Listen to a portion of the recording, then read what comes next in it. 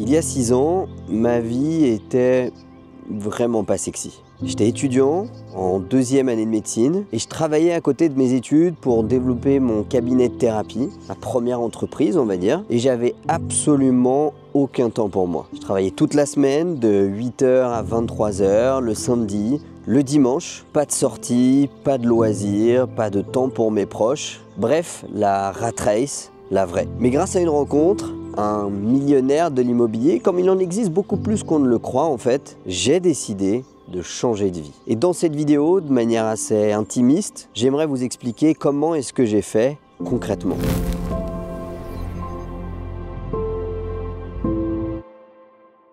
Un soir d'hiver, on était au mois de novembre à l'époque, j'étais en études à Dijon, il faisait déjà très froid, je m'en rappelle comme si c'était hier, et j'avais rencontré la veille de cette journée un millionnaire de l'immobilier, une personne partie de rien qui avait à l'âge de ses 20 ans acheté son premier appartement, puis à l'âge de ses 21 ans un deuxième, puis à ses 23 ans un troisième, et qui petit à petit avait réussi à se bâtir un patrimoine. Ce même patrimoine lui ayant permis de prendre sa retraite avant ses 50 ans, et on parle de quelqu'un qui gagnait à la base 2000 € par mois, absolument pas d'argent de famille, pas d'héritage, pas d'entreprise qu'il a revendu pour investir dans l'immobilier, juste beaucoup de volonté et un peu d'huile de coude. Alors ce soir-là, je me suis assis à la bibliothèque de la fac pendant près de 3 heures et j'ai réfléchi concrètement à comment est-ce que moi aussi, je pouvais changer ma façon de penser pour changer de vie. Et alors vous savez, dans la vie, certaines personnes sont très feeling, c'est un peu au doigt mouillé, ils savent pas trop comment s'y prendre, ils font et puis de temps en temps ça marche, de temps en temps ça marche pas. Moi de mon côté, vous le savez, si vous suivez cette chaîne YouTube, je suis très protocole, très recette de cuisine et j'ai trouvé dans un bouquin de la fac de psycho ce qu'il me fallait, un modèle, la pyramide de Robert Dilts. Robert Dilts, c'est l'un des pères fondateurs de la PNL, la programmation neurolinguistique, qui est un des nouveaux courants de pensée de la psychologie, un petit peu différent de l'approche psychanalytique classique qu'on a encore à la faculté en France et qui a écrit des dizaines d'articles scientifiques sur le sujet que vous retrouverez facilement sur sa page Wikipédia et qui a créé cette pyramide avec 6 strates, 6 niveaux qui constituent en fait tous les segments qu'il y a dans votre vie. Le principe de base de ce modèle, il est assez simple, il y a 3 règles principales. La première, c'est que c'est un modèle systémique, c'est-à-dire que chaque élément va avoir un impact sur les autres. Si vous changez les croyances, les idées reçues, les valeurs que vous avez, eh bien par définition, ça va impacter vos comportements et ça va impacter aussi votre environnement par effet de conséquence. De manière différente, si vous changez votre environnement, ça changera vos croyances, ça changera votre identité et même le sens que vous donnez à votre vie. Deuxième principe de ce modèle, les étages inférieurs, ceux du dessous, servent de construction aux étages du dessus. C'est grâce à son environnement qu'on va créer certains comportements, grâce à ces comportements qu'on va obtenir certaines capacités. En fonction de nos capacités, on va construire des croyances et des valeurs. Et en fonction de ces croyances et ces valeurs, on va se bâtir une identité qui aura un impact sur le sens de notre vie. On pourrait même parler de mission de vie. Et donc, troisième principe qui est un peu relié au deuxième, quand on veut effectuer un changement dans sa vie, quel qu'il soit, il faut commencer par le bas de la pyramide, la strate de l'environnement. Je ne sais pas si vous le saviez, mais les lieux et les personnes que vous fréquentez ont chaque jour une influence considérable sur votre mental, sur vos idées reçues, vos goûts, vos choix, vos croyances, vos projets. Et on a l'habitude de dire, vous savez, en psychologie du leadership, de la performance, etc., que nous sommes la somme des 5 personnes qu'on fréquente le plus, et c'est vrai. Alors le phénomène scientifique un peu sous-jacent à tout ça, c'est ce qu'on appelle la théorie ou la thèse des neurones miroirs, qui est tout simplement un système neuronal à l'intérieur du cerveau humain qui permet de se connecter avec les gens qui sont autour de nous. L'histoire de découverte de ce système est assez folle, de scientifiques qui font des imageries cérébrales à des singes et par le fruit du hasard, une histoire assez cocasse que vous trouverez facilement sur internet, en faisant une image du cerveau d'un singe en train de manger une banane et celui d'un autre singe qui regardait le premier en train de manger une banane, ils se sont aperçus qu'il y avait une vraie synchronicité entre l'activité à l'intérieur de leur cerveau. Et ça, c'est relié à ce système des neurones miroirs qui va faire que si vous êtes dans un groupe de 5 amis, que 4 de ces amis fument des cigarettes et que vous êtes le 5e, statistiquement, au bout d'un moment, à force de continuer à mettre votre cerveau en contact avec celui de ces personnes, eh bien j'ai le regret de vous dire, mais malgré toute la force d'intention que vous pourriez avoir, vous serez la 5e personne à fumer des cigarettes. Et évidemment, c'est vrai pour les cigarettes, c'est vrai pour notre capacité de travail, à l'école, dans les études, c'est vrai pour les valeurs qu'on va inculquer. Si vous fréquentez un ensemble de personnes personnes qui sont malhonnêtes, au bout d'un moment, vous avez beau avoir des valeurs, une éducation, etc., vous aurez tendance à commettre des actes de malhonnêteté malgré vous. Et en fonction de cet environnement, vous allez développer ce qu'on appelle des comportements.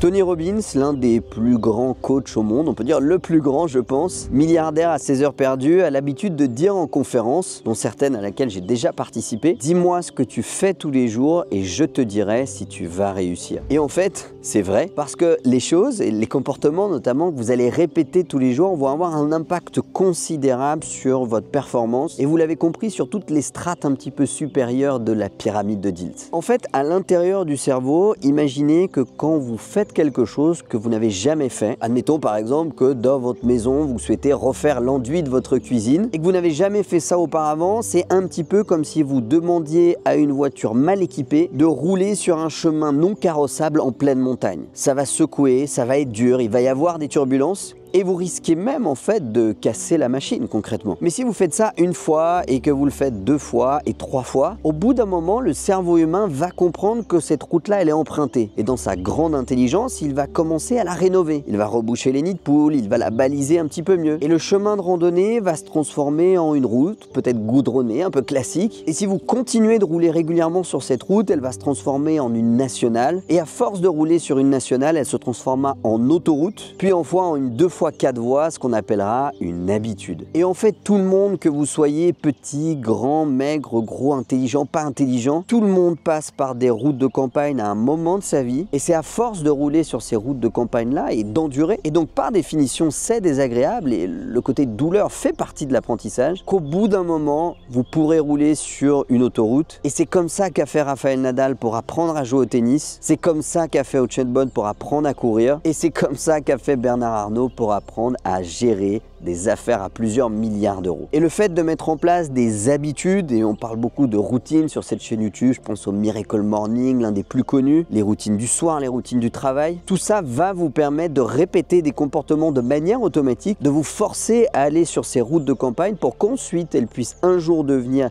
des autoroutes, et ces autoroutes-là vont définir quelles sont vos capacités. Vous avez peut-être déjà entendu parler de la loi des 10 000 heures, inspirée des travaux du professeur Carl-Henrik Eriksson, enseignant-chercheur à l'université de Floride et qui a écrit de nombreux articles sur la notion de capacité, dont plusieurs bouquins sont sortis, notamment cette fameuse loi des 10 000 heures. Si vous pratiquez pendant 10 000 heures d'affilée sur une discipline, peu importe celle-ci, vous deviendrez par définition mécaniquement un expert de la discipline. Et dans ses travaux, ses articles, il insiste énormément sur la notion de pilote automatique ou d'inconscient et montre qu'en fait le pilote automatique qui est dans notre cerveau est beaucoup plus puissant que la pensée consciente, le fait de se concentrer à faire quelque chose, parce que c'est en réalité quand on n'est pas concentré et qu'on fait quelque chose qu'on le fait de la meilleure manière. Ça, c'est relié à ce qu'on appelle les phases d'apprentissage. Au début de notre vie, par exemple, quand on regarde nos parents conduire une voiture, qu'on a, je sais pas, 5 ans, 6 ans, on sait pas trop ce qu'ils font, en fin de compte, on se pose même pas la question de est-ce que moi je saurais le faire à cet âge-là, et c'est ce qu'on appelle être inconsciemment incompétent. On ne sait pas que on ne sait pas conduire. Et puis au fur et à mesure où on va grandir, on va avoir 10 ans, 15 ans, 16 ans. Et à cet âge-là, nos parents peut-être vont nous faire nos premières leçons de conduite. On va aller sur ce parking du supermarché un dimanche, commencer à débrayer, tourner le volant, faire un créneau. Et à ce moment-là, on va se rendre compte que dans les faits, on ne sait pas conduire. On peut donc dire qu'on est devenu consciemment incompétent, on sait qu'on ne sait pas faire. Alors à ce moment-là, il y a 2 possibilités. La première, c'est d'abandonner et de rester consciemment incompétent tout le reste de sa vie. La deuxième, c'est de se former, d'apprendre. Et à force d'apprendre, on va commencer à arriver à conduire une voiture. Mais au début, c'est pas facile. Même quand on arrive à conduire, il faut se concentrer, on regarde ses angles morts, on réfléchit avant de passer la vitesse. Et à cette étape, en fait, on est consciemment compétent, c'est-à-dire qu'on a besoin d'un niveau de concentration très important pour arriver à faire correctement une tâche ou un procédé quelconque. Et au bout d'un moment, après 1 an, 2 ans, 3 ans, 5 ans de permis, tout ça est devenu automatique et nous sommes devenus inconsciemment compétents, c'est-à-dire que vous n'avez même plus besoin de vous concentrer pour faire quoi que ce soit. Tout ça va nous forger un certain nombre de capacités qui, vous l'avez compris, sont beaucoup plus performantes quand elles sont inconsciemment compétentes. Et en fonction de la somme de toute cette capacité, on va se bâtir à l'intérieur de notre tête un ensemble de croyances.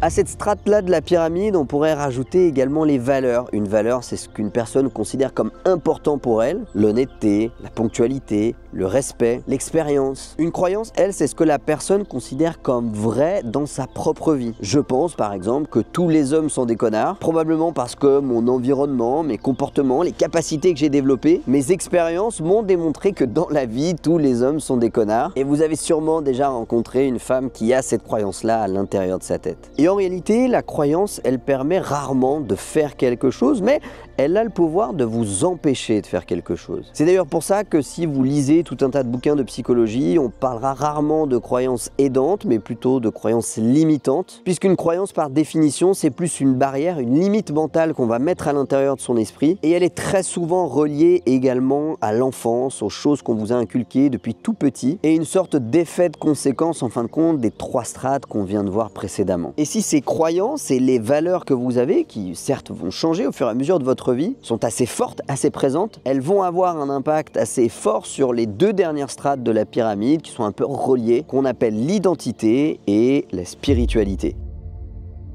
Notion beaucoup plus abstraite, beaucoup plus difficile de travailler sur cet étage-là, sur lesquels vous avez peu de marge de manœuvre, en fin de compte, sont plutôt la conséquence des strates précédentes, et qui répondent à cette question: pourquoi est-ce que je vis? Pourquoi est-ce que je suis arrivé sur Terre? Et de manière un peu plus concrète, quelle est ma mission de vie? Quel est le but que je donne à ma vie à partir d'aujourd'hui? Alors maintenant que vous avez compris comment fonctionne cette pyramide, j'aimerais vous proposer un plan d'action afin de travailler sur chacune de ces strates, en commençant par la première, votre environnement.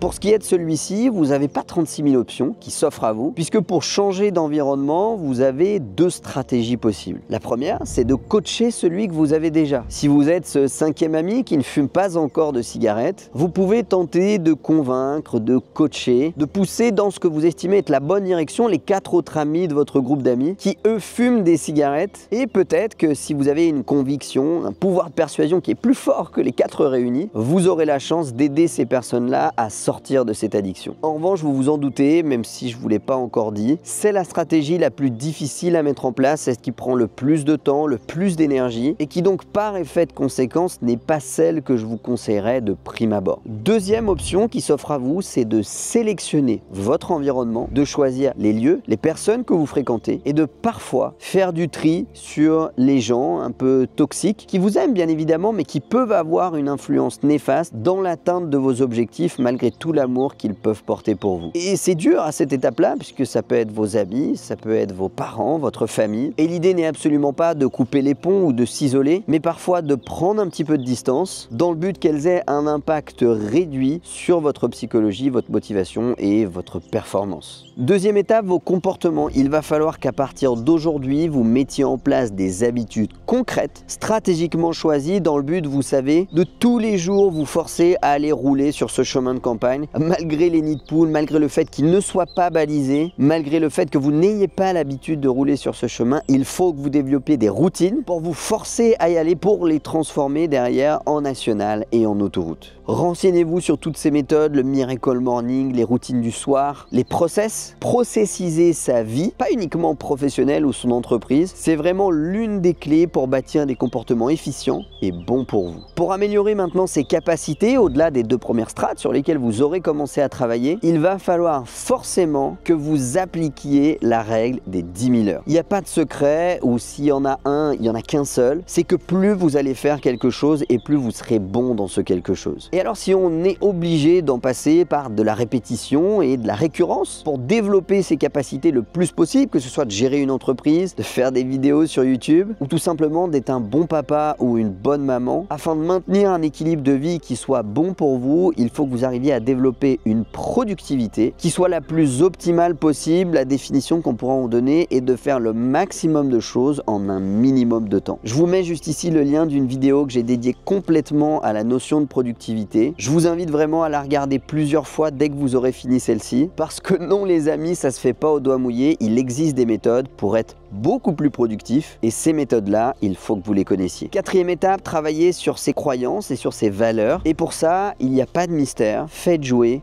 vos neurones miroirs. Allez confronter votre modèle du monde, vos croyances limitantes, vos peurs même peut-être, avec celles de personnes qui, elles, n'ont pas ces limites. Et pour ça, vous avez plusieurs choix. Livres, mastermind, rencontres, discussion, café, formation. Il n'y a pas de meilleur moyen pour travailler sur ces croyances limitantes que de rencontrer des gens qui, eux, ne les ont pas ou qui ont réussi à s'en sortir. Allez copier ces personnes-là et vous verrez que petit à petit, votre modèle de croyance changera à tout jamais. À partir de maintenant, les amis, votre mission, si toutefois vous l'acceptez, est de partager cette vidéo à quelqu'un qui en a besoin, qui a besoin de changer de vie, de mettre un like juste en dessous de cette vidéo et un petit commentaire si jamais elle vous a plu, si vous l'avez trouvée pertinente. Ça montrera à l'algorithme YouTube qu'il s'agit d'une bonne vidéo et ça permettra de la montrer au plus grand nombre de personnes. Le monde en a cruellement besoin. De mon côté, je vous dis à bientôt. Plein de courage pour ces changements. C'était Tim. Ciao.